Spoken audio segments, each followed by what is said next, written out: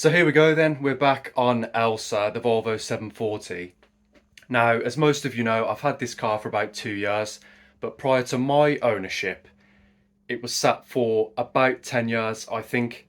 And today we're going to have a look at the aircon system that has never worked in my ownership and obviously hasn't worked for, therefore in total, at least 12 years, maybe even more, who knows when it last operated. So we're going to have a look at it today and see what hope the system's got and see if I can get it recommissioned and back in action again. And we definitely need it because it is very, very hot here at the moment. We're in the mid-30s. Definitely would be nice to have it operational. So let's see if we can get the system functioning again. We could be facing some other issues at this point. The compressor, the clutch on the compressor is a likely culprit at this point because it's so old and it was sat for so long.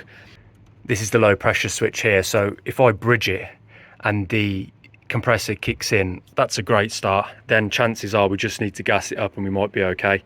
At least then the compressor's working.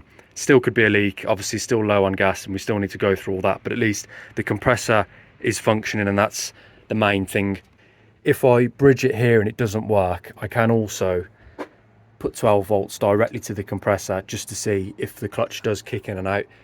Because if we can see that, then it's worth going further. If the clutch doesn't work on the compressor, then we need a compressor. So obviously that's going to add to the bill. So a bill that's already going to be quite high anyway. So yeah, let's do some testing and see what happens.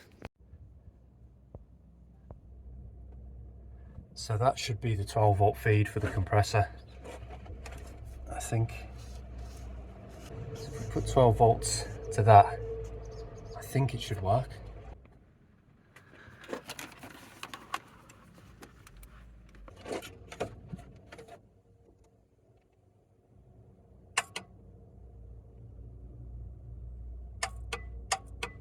Works.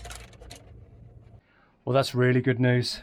I'm really surprised actually. I just expected that not to work because those clutches, it's really common on any car really for them to seize up, especially when they've not been used for so long. I can get the belt back on, get everything back together as it should be. The reason why it won't work when it's low gas, because it'll register from here. If there's not enough gas in there, I think the switch then won't activate, so it won't start. And I think if you actually jump this, it kind of tricks it into you're basically then doing what the switch would do, and the switch would operate once there's enough gas in the system, and it basically switches it to allow it to actually function. So if we jump it and it works, then it really should just be, in that case then, I hope, low gas. And of course there could still be a leak from somewhere, but of course for that we'd have to get it vacuum tested and gassed up and actually test to see if there's a leak and where it's coming from. But at least our components at that point are actually functioning.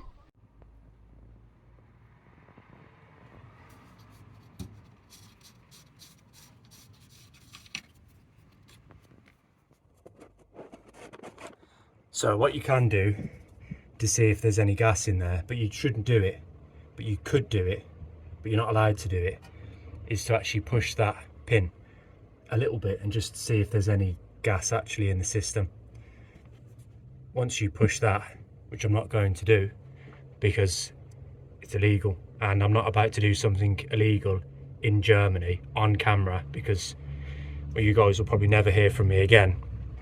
But yeah, you can press it, and if you get a hiss, a strong hiss, you know there's some gas in there, you know it's pressurized. If you push the pin and there's nothing, or there's a tiny bit and then nothing, in this case I'm pretty sure if I was to press it, there'd be a tiny little hiss and then nothing to signify that there's nothing really in the system. It's not completely disconnected, but there's virtually nothing in there. Haven't done that, definitely haven't done that already, but if I was to do that, I think that would be the case in this instance. Pretty sure that there's systems connected, but there's virtually nothing in there, which says it needs regassing. There isn't a full system of gas, which we wouldn't expect to see after 12 plus years anyway. So yeah, but that's something you could do if it was legal.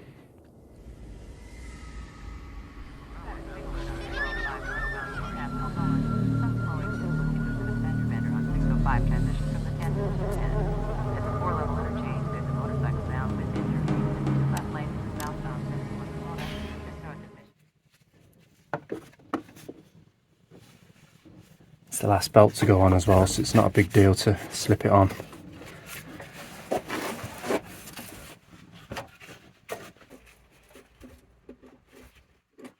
There we go.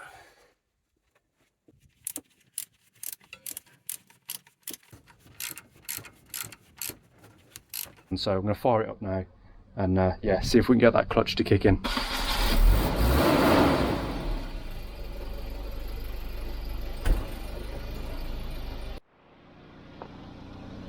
It's hot in here. So one thing I've noticed, because obviously we need to have the aircon switched on here for it to try and function. If I have the aircon switched on, the revs do rise. I'll turn it off. The revs drop again. So there we're at sort of 750 RPM or whatever it is. So I then switch it over now to the aircon.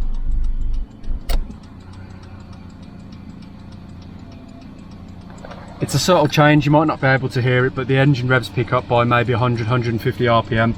So the switch is doing something in here in the dash. It knows that, okay, the aircon is on now. So it's picking up the engine revs to compensate for the extra load on the engine from the compressor.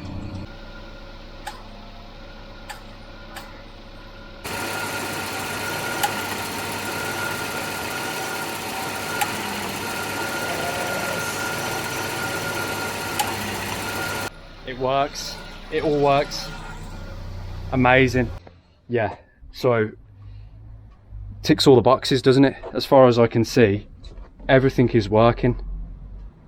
So that's it. So all we need to do now is convert it over, get the other components on. It's, I think, about 130 euros. I think it's going to cost me for the kit, and I'm pretty sure it's a new one of these, but I think you have to go around and replace all the seals as well. Yeah, I don't think it's the cheapest or the easiest job to do. And then of course getting it gassed up. They said it was 90 euros for a kilo of R134 gas. It's going to run into the hundreds, but it's worth it because it's a proper sweat fest and it's just really uncomfortable. So if at the end of it we've got a cold car, like especially with the baby, like if it was me on my own I wouldn't bother, I'd just have the windows down, but you know, for a bit of family comfort, it's worth it. It's definitely worth it. So yeah, so let's do that then. I'll get the bits ordered and then we'll crack on.